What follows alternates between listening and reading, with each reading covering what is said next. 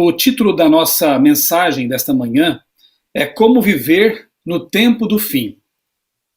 Só que eu vou deixar aí vocês com uma curiosidade que só vai ser sanada no fim deste sermão.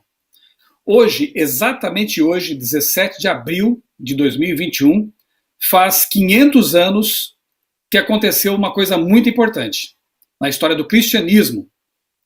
Eu não sei se alguém arriscaria, quem sabe dizer aí no chat, do que se trata, mas eu não vou dizer aqui, só vou dizer no fim realmente desse sermão. Eu quero mostrar um pequeno vídeo depois para vocês, e aí aqueles que não sabem saberão que realmente hoje faz 500 anos que aconteceu algo muito importante para a história do cristianismo, tá bem? Eu quero convidá-los agora a abrir a Bíblia. Esse vai ser o texto principal da nossa reflexão nesta manhã.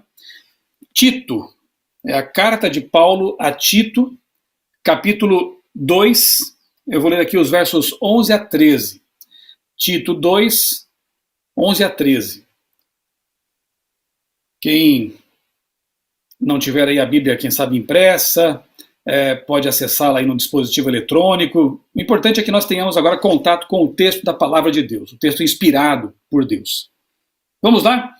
Vamos ler aqui pausadamente, analisar com atenção, com calma. Já oramos aqui pela mensagem, temos certeza de que o Espírito Santo está conosco agora e que o mesmo Espírito Santo que inspirou o autor, Paulo, vai agora iluminar nosso pensamento para que nós possamos compreender a mensagem que ele quis transmitir a Tito e a nós também, por extensão.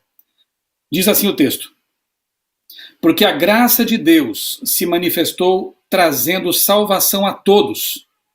Ela nos educa para que, renegadas a impiedade e as paixões mundanas, vivamos neste mundo de forma sensata, justa e piedosa, aguardando a bendita esperança e a manifestação da glória do nosso grande Deus e Salvador, Jesus Cristo. Sempre que eu penso em preparo para o tempo do fim, esses 3 versos me vêm à mente. Eu creio que aqui o apóstolo Paulo conseguiu sintetizar muito bem tudo aquilo que temos que fazer para estar preparados enquanto aguardamos a bendita esperança da volta de Jesus. Eu anotei aqui uma sequência de instruções que Paulo nos dá. Ele começa ali no verso 11 falando de graça e salvação, porque é óbvio, ninguém estará pronto para o fim se não tiver passado pela salvação, se não tiver aceitado a graça de Cristo, os méritos dele na vida. Não há nada que possamos fazer em termos de obras meritórias que nos recomende a salvação. Nós entendemos muito bem isso. Paulo mesmo é muito claro em Efésios, em outros textos, em dizer que a salvação é dom de Deus, é pela graça. Então nós temos que aceitar esse dom, esse oferecimento. Na cruz, Cristo pagou o preço. Então não tem como realmente começar um tema de preparo para o fim sem mencionarmos a salvação. E eu pergunto a você nesta manhã: você já aceitou Jesus como seu salvador pessoal? Você já foi lavado pelo sangue de Cristo? Seus pecados já foram perdoados? E você tem certeza? Eu não vou lhe perguntar se você sente, porque o sentimento ele é enganoso, né? Em alguns momentos podemos nos sentir, quem sabe, tristes. Em época de pandemia, há muitas pessoas que estão passando por depressão, por ansiedade, se sentindo tristes. E isso é até natural. Mas a salvação não depende do nosso sentimento. Então, é muito mais do que dizer eu sinto que eu estou salvo. Você sabe que está salvo, você crê que você está salvo, porque a crença é algo muito mais profundo do que apenas um sentimento. Nós temos a convicção profunda de que mesmo que as coisas estejam ruins ao nosso redor, de que mesmo que a doença esteja batendo a porta, de que mesmo que o desemprego, que as lutas da vida estejam nos assolando, nos entristecendo, nós temos uma convicção profunda de que realmente nós temos a salvação em Cristo Jesus. De que nós podemos entregar nosso caminho ao Senhor, confiar nele e o mais ele fará. Essas promessas são para nós. Então, louvado seja Deus, porque esse trecho aqui de Tito começa com a palavra graça, salvação. Depois ele fala sobre educação. Aqueles que aceitam a graça de Cristo vão sendo educados O comentário bíblico adventista diz que aqui poderíamos muito bem trocar a palavra educação por santificação, porque realmente, uma vez que aceitamos Jesus como nosso Salvador, não é possível ficar estagnados no sentido espiritual e tampouco no sentido também intelectual, em outros sentidos também. Quando nós aceitamos Jesus como Salvador e Ele faz parte de nossa vida diariamente, Ele vai nos lapidando, nos moldando, de modo que aquele Michelson que antes talvez fosse irritado, nervoso, impaciente, intolerante, maldizente, ele vai sendo moldado à semelhança do caráter de Cristo, como aconteceu com tantas pessoas, a exemplo de João, o filho do trovão, que depois acaba sendo conhecido como discípulo do amor. Como foi possível um homem daquele ser transformado de maneira tão radical? Contato diário com Jesus. E isso não é um privilégio daqueles que passaram, não. É um privilégio nosso também aqui no século XXI. Então, depois da justificação, começa um processo maravilhoso chamado santificação, que dura toda uma vida. É Deus nos preparando para um dia viver junto com os santos anjos, com os remidos lá no céu. A justificação é o nosso título para o céu. A santificação é o nosso preparo para viver ali. Então, educação, santificação, Deus vai nos burilando, nos lapidando, nos preparando, nos mudando à sua semelhança.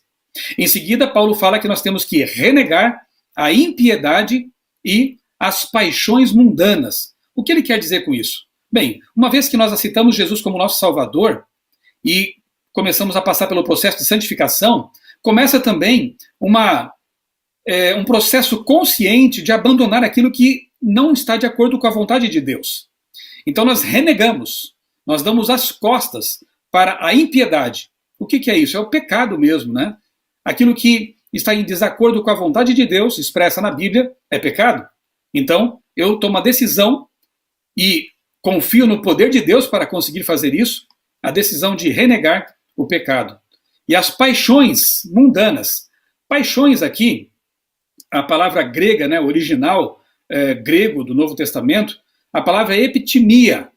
Epitimia. Se você pesquisar essa palavra e ver textos correlatos, você vai perceber, por exemplo, que aparece lá em 1 João capítulo 2, versos 15 e 16. Você vai perceber que aparece também em Romanos, capítulo 1, verso 24.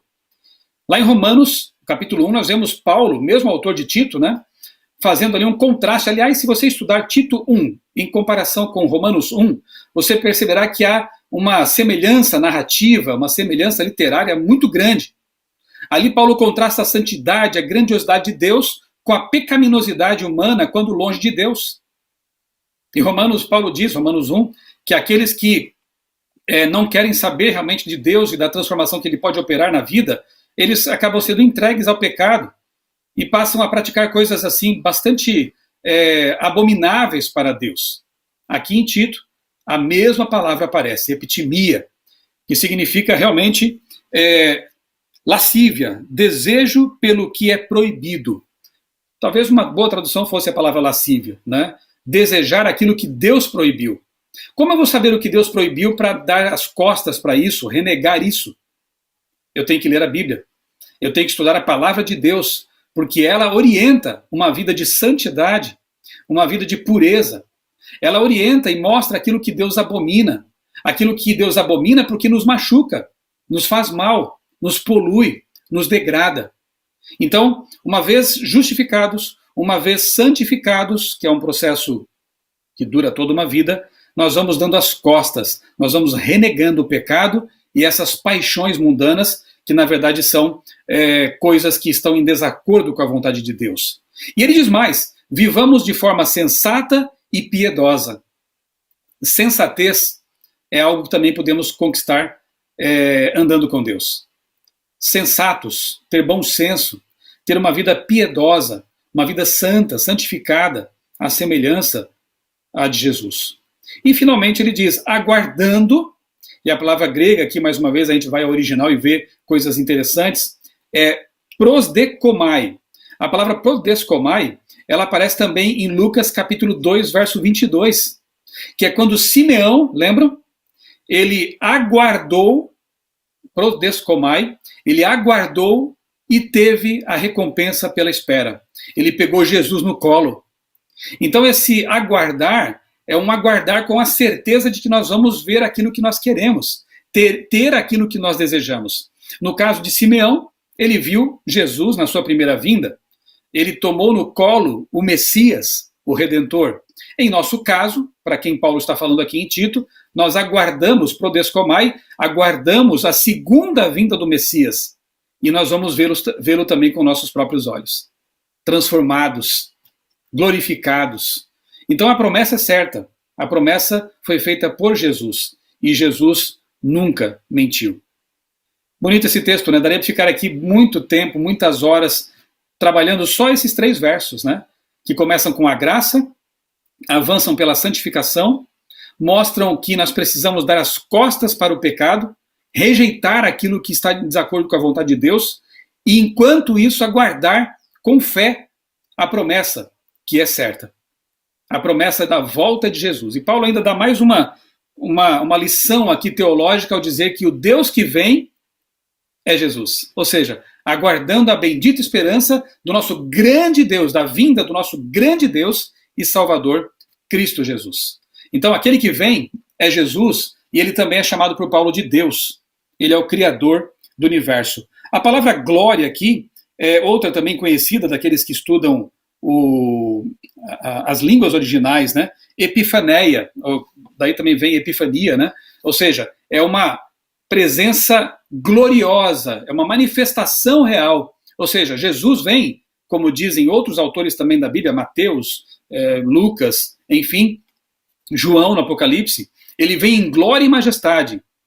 Ele vem como foi, ali em Atos capítulo 1, né, na ascensão de Cristo, a gente vê os anjos dizendo que ele virá do mesmo modo como ele foi. Ele foi fisicamente, o próprio Cristo em carne e osso glorificado, né, subiu ao céu e voltará do mesmo modo.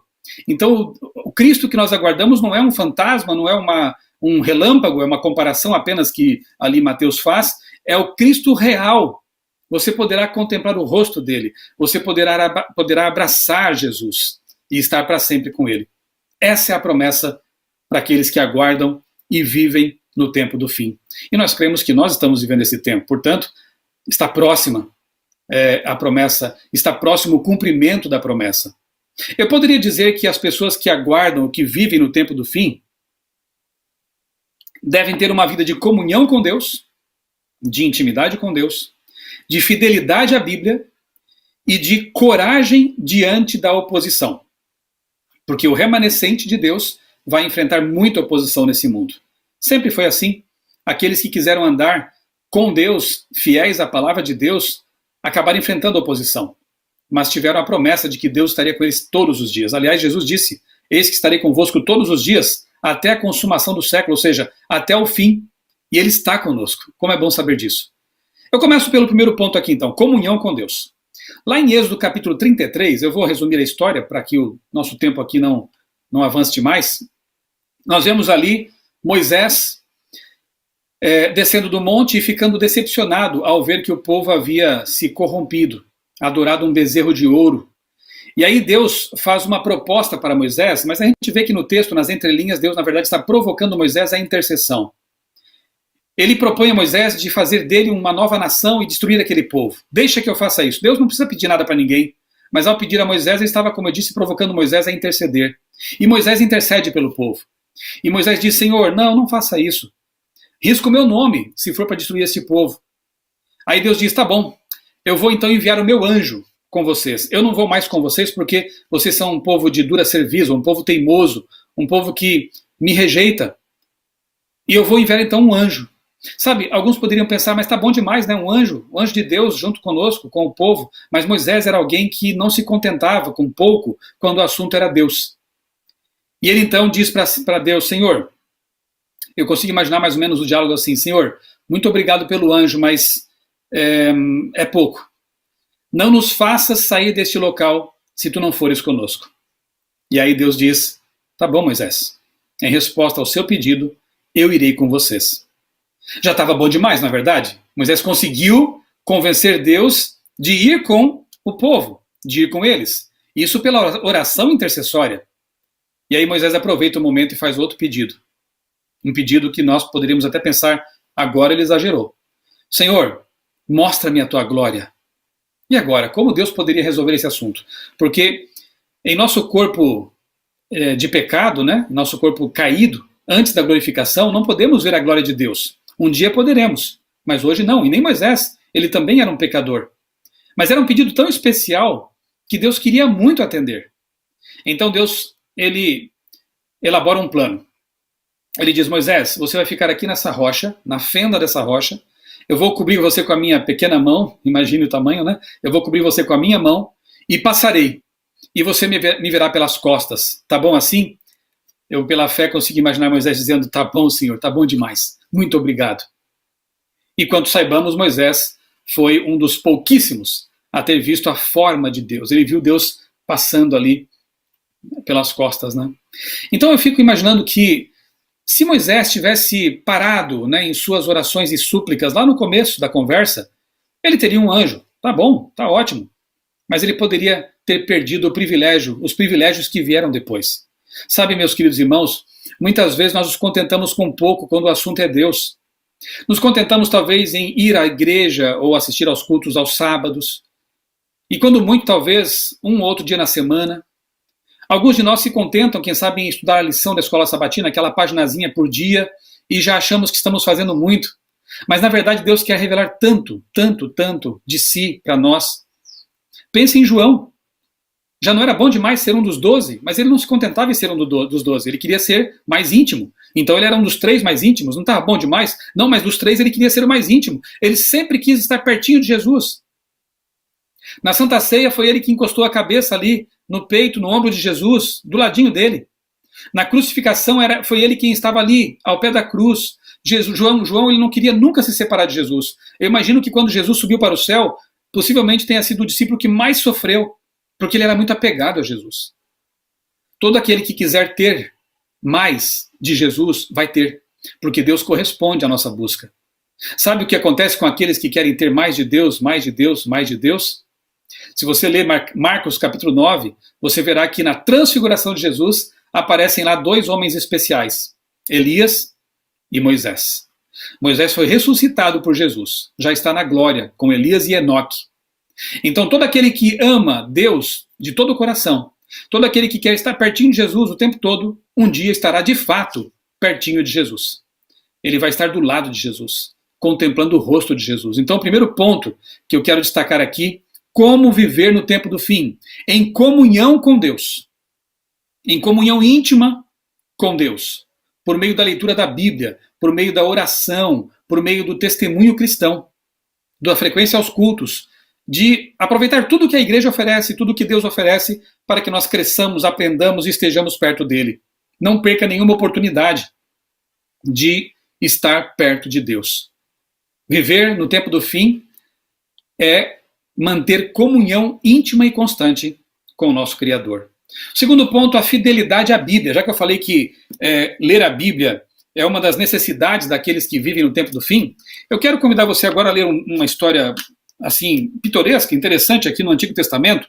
Juízes capítulo 17. Nós encontramos aqui um relato de um homem chamado Mica. Mica, meu filho achei engraçado porque os amigos dele o apelidaram de Mica, né, o Micael. Então eu falei: filho, tem um Mica na Bíblia lá que era meio doido, né? Um camarada que fez umas coisas estranhas, né? Não seja como o Mica da Bíblia, né? Seja o Micael. Micael quer dizer Miguel, ou seja, Jesus, aquele que é como Deus, né?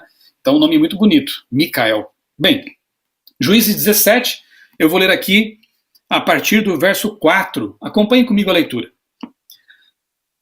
Porém, o filho devolveu a prata à sua mãe, que pegou 200 moedas de prata e as deu aos ourives, deu a um ourives, o qual fez delas uma imagem de escultura e uma de fundição. E a imagem ficou na casa de Mica. E assim, este homem, Mica, veio a ter um santuário, fez uma estola sacerdotal, alguns ídolos do lar e consagrou um de seus filhos para ser o sacerdote. Naqueles dias não havia rei em Israel. Cada um fazia o que achava mais certo. Depois apareceu ali por aquela localidade um jovem levita, né, da tribo de Levi, levita, e o Mica o contratou. Pagava ali para ele uma soma de dinheiro, um salário, e esse levita aceitou ser empregado do Mica, naquela casa onde havia ídolos, onde havia um falso sacerdócio. Sabem, o texto aqui, que é realmente o texto chave desse capítulo, eu posso dizer que é este aqui, né? Naqueles dias não havia rei em Israel, cada um fazia o que achava certo. Mica misturou uma falsa adoração com a adoração bíblica, fez uma bagunça, não é? Ali. E hoje em dia, infelizmente, estamos vendo isso acontecer de novo, né?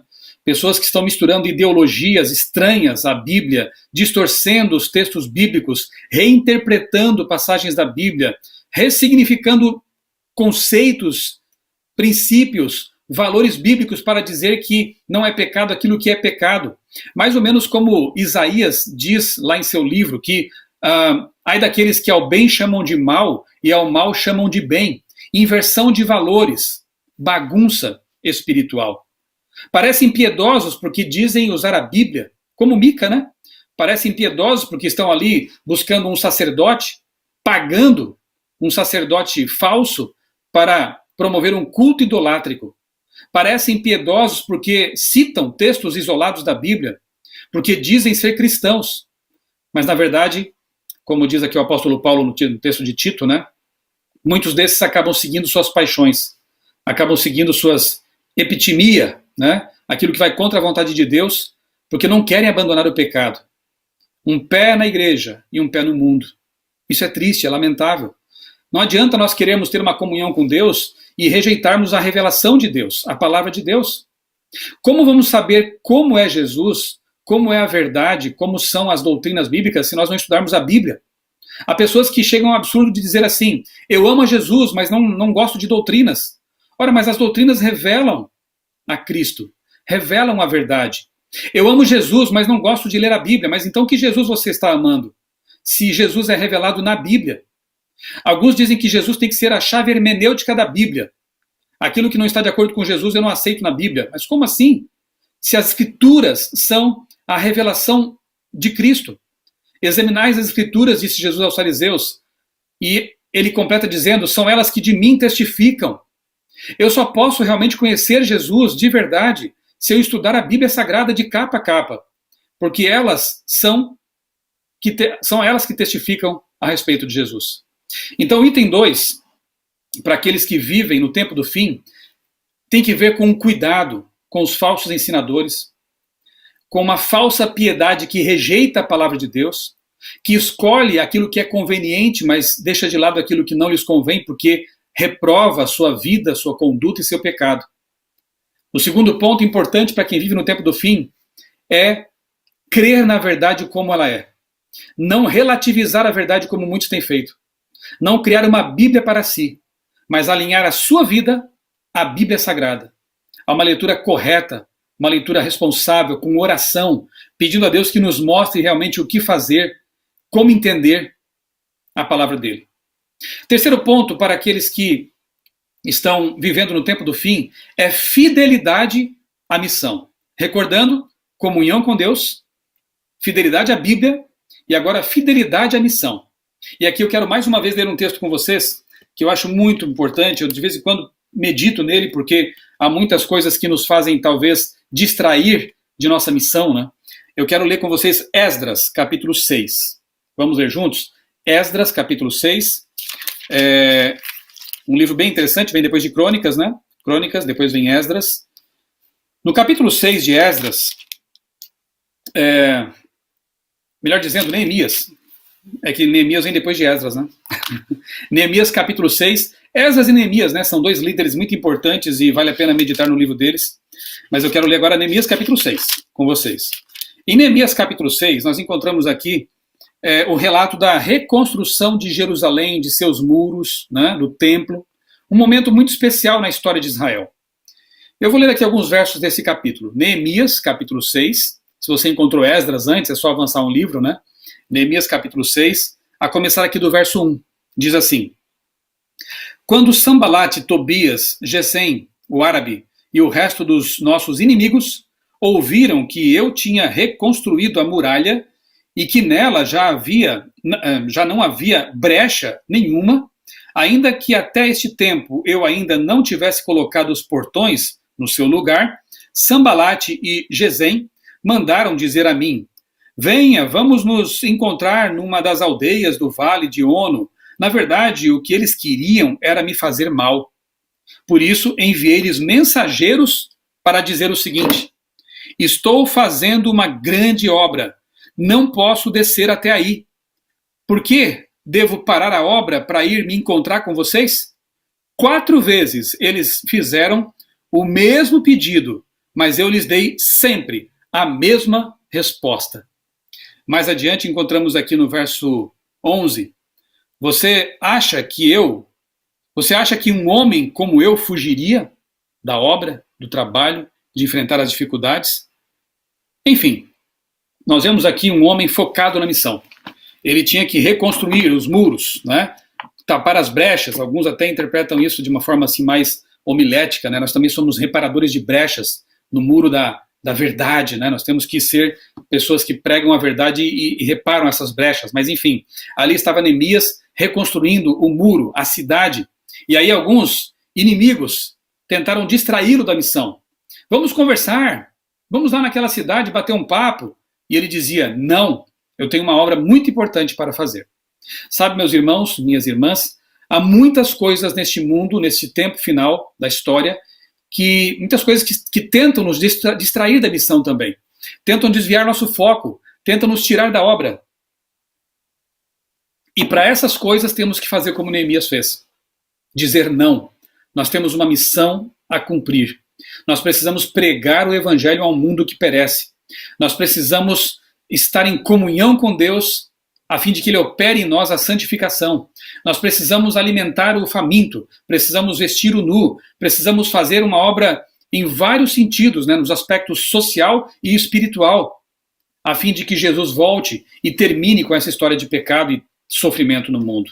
Não há nada mais importante para nós como cristãos do que pregar a respeito da volta de Jesus, a solução definitiva para este mundo que afunda.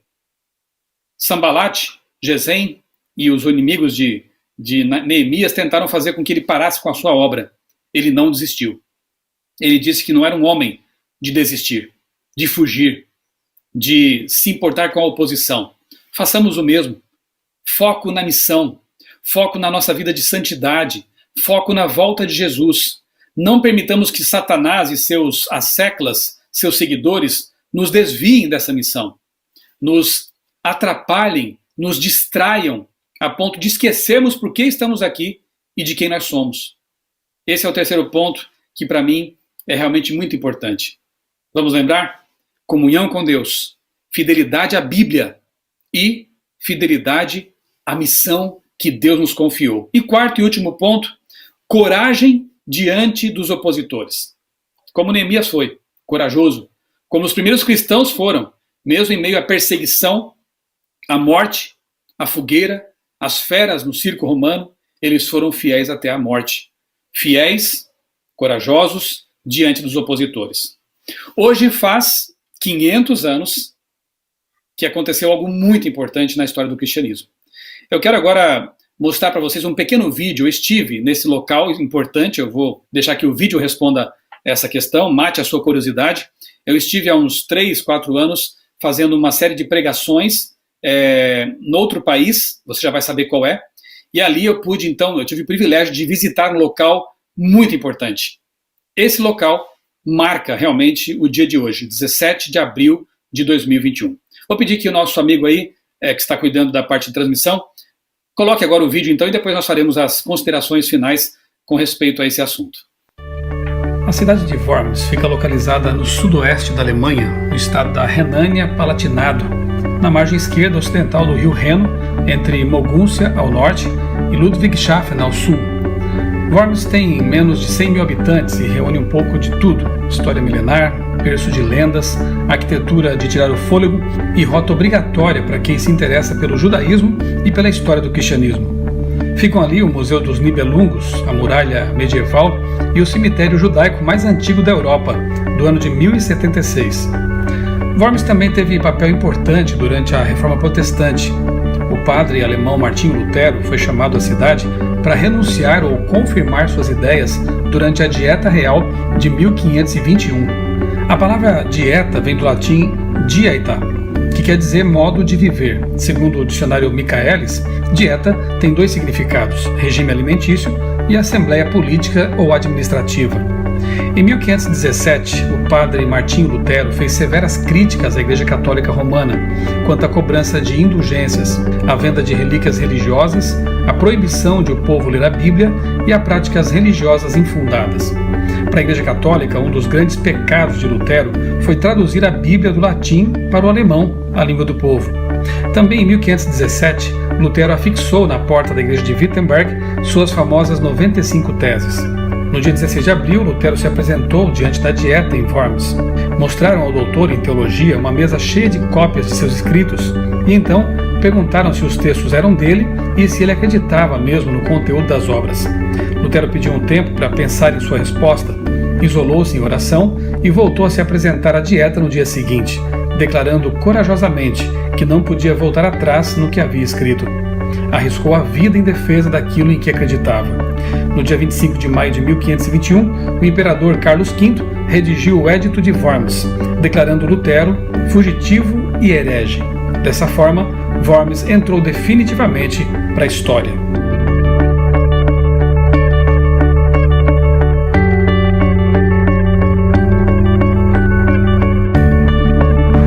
A cidade de Worms, aqui na Alemanha, foi palco de um evento muito importante para a teologia cristã, para a história da humanidade, enfim, um evento que marcou profundamente, especialmente a história da Alemanha. Estou falando de Martinho Lutero, e aqui atrás há um monumento onde ficava exatamente o local em que foi feito o julgamento de Lutero, a Dieta de Worms. Para cá, Lutero viajou, quando foi denunciado, pelo Papa, para que pudesse comparecer diante de Carlos V, o imperador, a fim de se retratar ou não, de se defender das acusações que lhe foram feitas. No livro Grande Conflito, a autora Ellen White faz uma descrição bastante interessante do que aconteceu neste local no século XVI. Ela diz assim: os que obstinadamente fechavam os olhos à luz e decidiram não se convencer da verdade, ficaram enraivecidos com o poder das palavras de Lutero. Quando acabou de falar, o porta-voz da Dieta, cheio de ira, disse: não respondeste à pergunta feita. Exige-se que dês resposta clara e precisa. Tu vais te retratar ou não? O reformador respondeu: visto que a vossa sereníssima majestade e vossas nobres altezas exigem de mim resposta clara, simples e precisa, eu vou dá-la, e é esta: não posso submeter a minha fé, quer ao Papa, quer aos concílios, porque é claro como o dia que eles têm frequentemente errado e entrado em contradição. Portanto, a menos que eu seja convencido pelo testemunho das Escrituras, da Bíblia Sagrada, ou pelo mais claro raciocínio, a menos que eu seja persuadido por meio das passagens que citei, e a menos que assim submetam a minha consciência à palavra de Deus, não posso retratar-me e não me retratarei, pois é perigoso a um cristão falar contra a sua consciência. Aqui permaneço, não posso fazer outra coisa. Deus queira ajudar-me. Amém. Certamente que as pessoas que observavam esse julgamento, essa dieta aqui em Worms, ficaram maravilhadas ou enraivecidas, claro, com essas palavras de fé e de coragem de Martinho Lutero. E podemos até imaginar que o próprio universo expectante estava com os olhos atentos para esse local, enquanto essa questão tão importante era decidida. Realmente é um monumento que nos faz pensar na importância da fidelidade à palavra de Deus e o quão corajosos temos que ser quando o assunto envolve a consciência e a defesa das Escrituras Sagradas.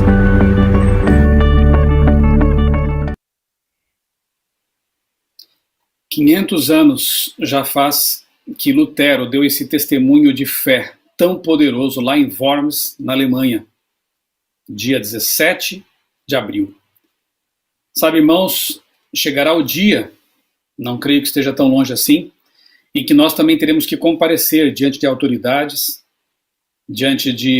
religiosas e governamentais, e dar o testemunho da nossa fé. Agora eu pergunto, você hoje está preparado Você hoje tem tido essa comunhão profunda com Deus? Você tem sido fiel à palavra de Deus, estudado a Bíblia e procurado alinhar sua vida à Bíblia e não o contrário? Você tem realmente sido fiel à missão que Deus lhe confiou?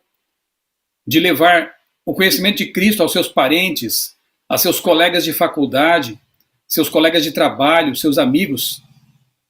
Se nós estivermos fazendo isso neste momento, quando chegar a hora de termos que, como Lutero, testemunhar em situações tão probantes, estaremos firmes. O perigo é pensar que nós temos que nos preparar quando virmos o fim se aproximar. Algumas pessoas pensam que poderão voltar para Deus e se reconsagrar quando acontecer o decreto dominical. Sabe, é importante estudar esses assuntos. Sacudidura, chuva serôdia, decreto dominical. É importante saber dessas coisas. Eu mesmo tenho falado bastante aqui no meu canal, no YouTube, sobre esses assuntos. Mas muito mais importante do que tudo isso é estar preparados desde já, antes dessas coisas acontecerem. Aliás, não sabemos nem se estaremos vivos antes dessas coisas acontecerem.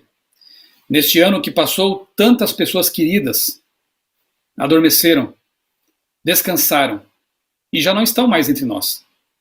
Para eles, a situação já foi decidida. Então, na verdade, o assunto como viver no tempo do fim é muito mais urgente do que esperar por uma data específica de um decreto dominical, de uma perseguição ou coisa parecida. A nossa vida é tão frágil, é tão efêmera, tão fugaz.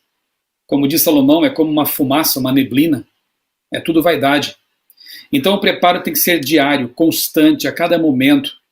Você acha que Lutero encontrou fé, coragem, naquele momento exato em que ele estava em Worms? Não. Ele já tinha uma vida de devoção com Deus.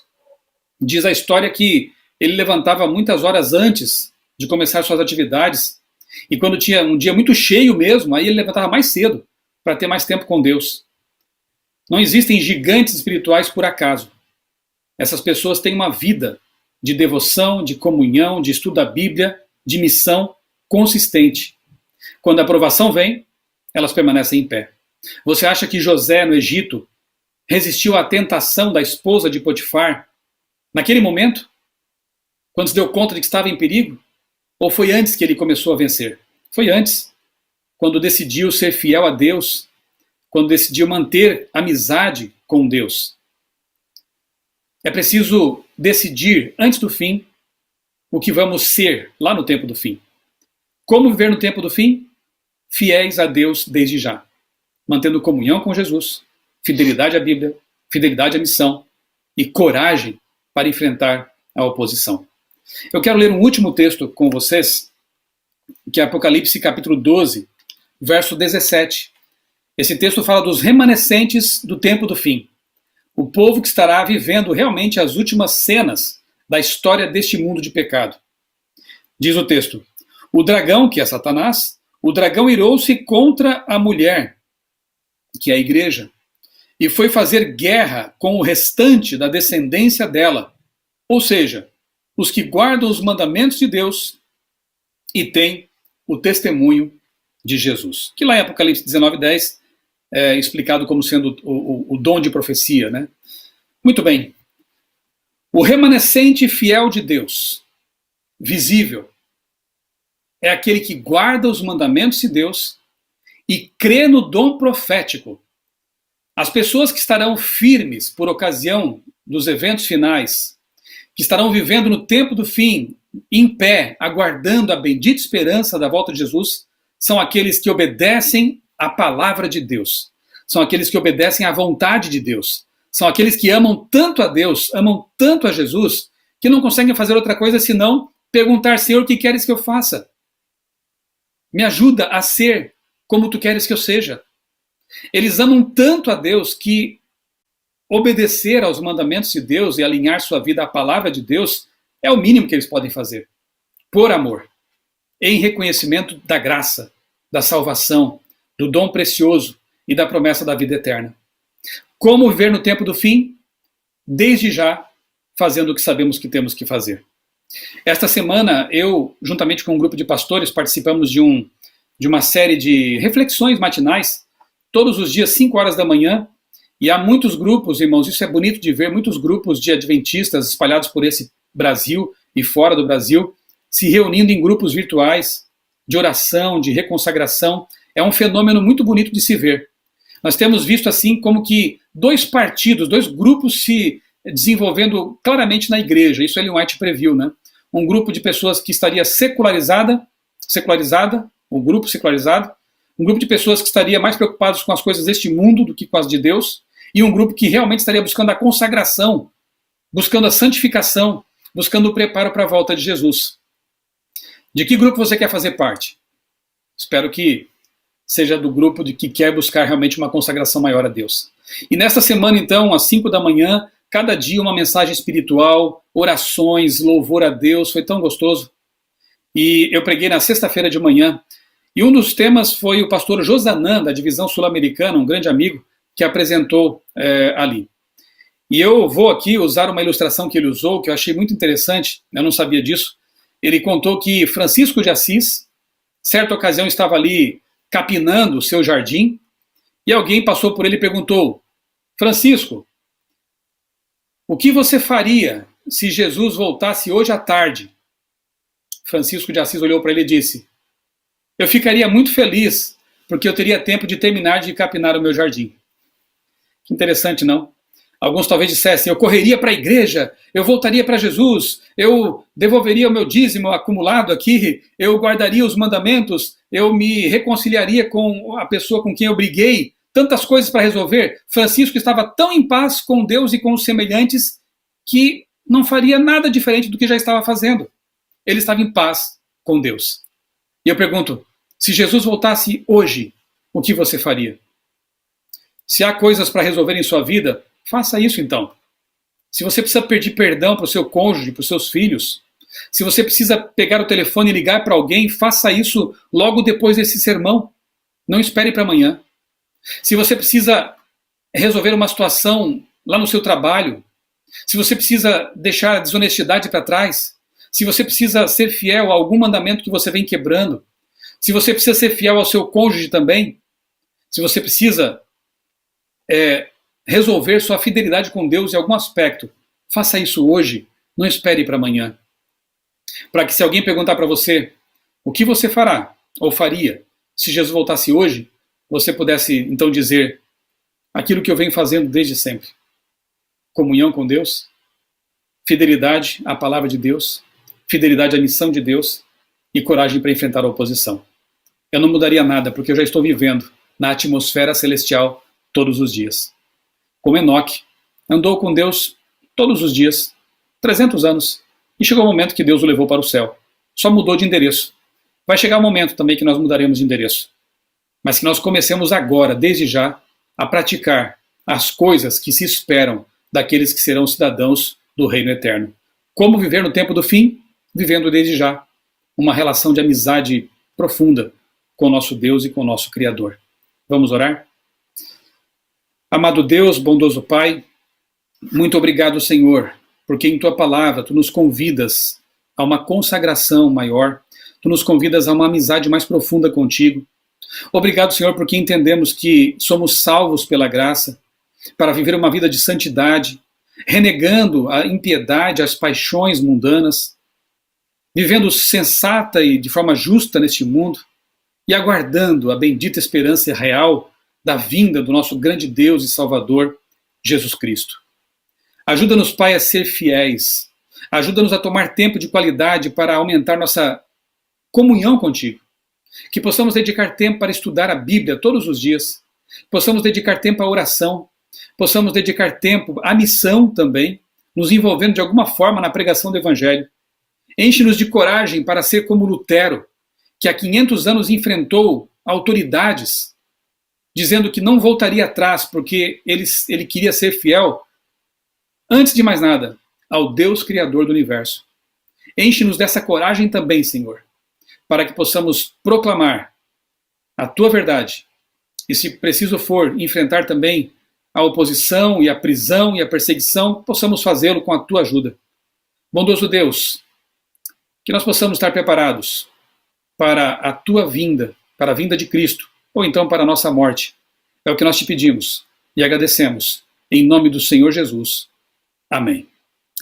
Que Deus abençoe a todos e que possamos estar todos os dias preparados para o grande evento, nosso grande encontro com o nosso Salvador Jesus Cristo.